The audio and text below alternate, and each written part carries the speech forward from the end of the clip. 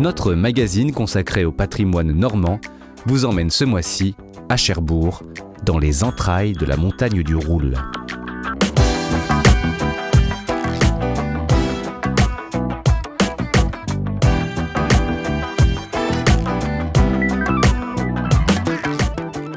Cette masse rocheuse, dont le nom dérive du grès dont elle est constituée, Roule en ancien français, s'élève à 117 mètres et domine la ville et sa grande rade. Sa position privilégiée en a rapidement fait un élément majeur de la défense de la ville, et à son sommet se trouve un fort militaire du XIXe siècle, transformé aujourd'hui en musée de la Libération. Mais ce qui rend la montagne unique est aujourd'hui hors de portée des visiteurs.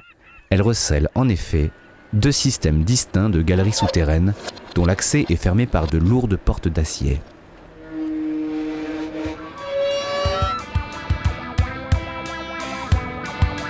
À Cherbourg, un nombre important de rumeurs circulent sur ce qu'elles contiennent.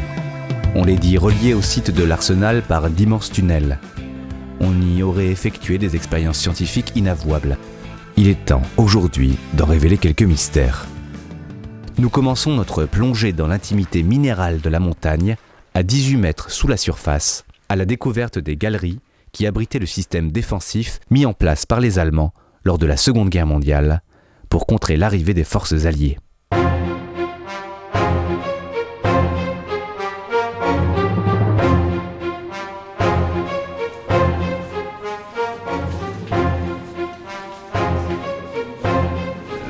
Alors la forteresse souterraine du Roule comprend donc 700 mètres de galeries, 4 fortifications équipées de 4 canons de 105 marines qui tiraient aux environs de 25 km avec une précision redoutable d'1 mètre.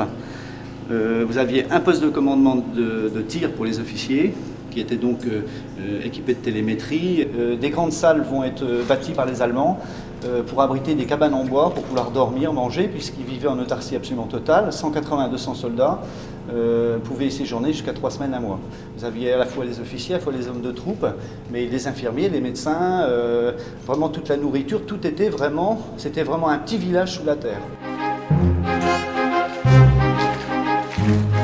4 ans furent nécessaires au creusement et à l'aménagement des galeries.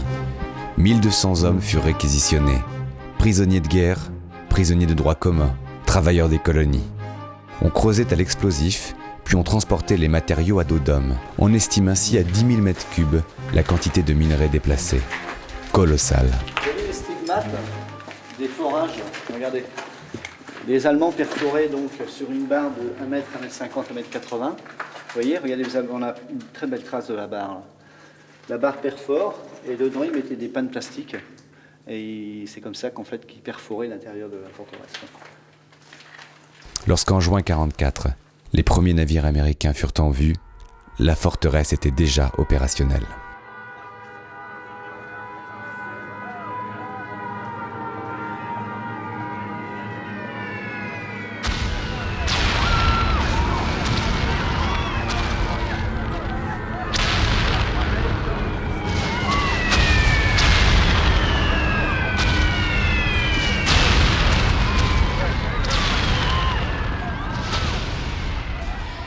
Alors les forces américaines sont arrivées le 25 juin au pied de la montagne du Roule, sur le côté droit de la montagne.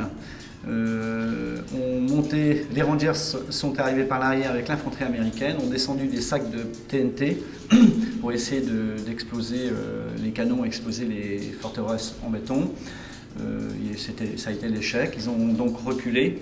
Ils ont vu que cette garnison était retranchée dans cette fortification extrêmement bien défendue. Et à partir de là, les forces américaines sont arrivées avec l'artillerie, ont appelé l'artillerie, donc des canons de 57 mm perforants qui ont été déposés le long de la rue du Val-de-Serre. Et donc ils ont pilonné la 3e et 4e fortification.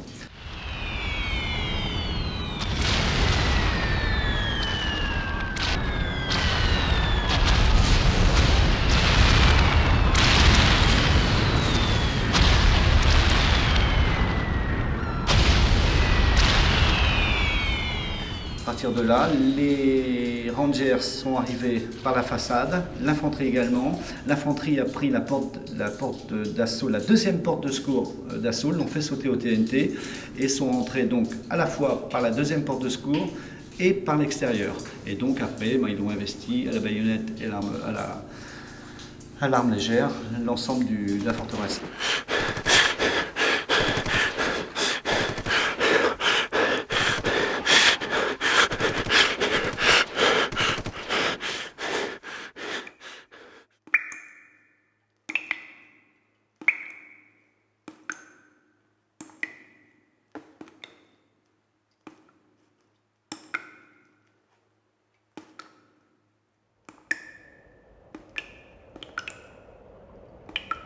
Rachetée par une association de passionnés, les Amis de la Montagne du Roule, la forteresse est maintenant en cours de réhabilitation afin d'être ouverte au public pour le 65e anniversaire du débarquement en juin 2009.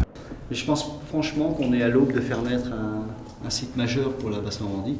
Et je le pense vraiment, hein. Et je ne suis pas le seul, hein. Toute mon équipe bien sûr a ce dynamisme pour aller vers ça et envie de bosser pour ça. Mais on est vraiment à la naissance d'un grand site, quoi. Alors qui va paraître simple, qui va paraître calme, mais c'est quand même des beaux voyages qui vont être faits à la fois au cœur de l'histoire et au cœur de la terre.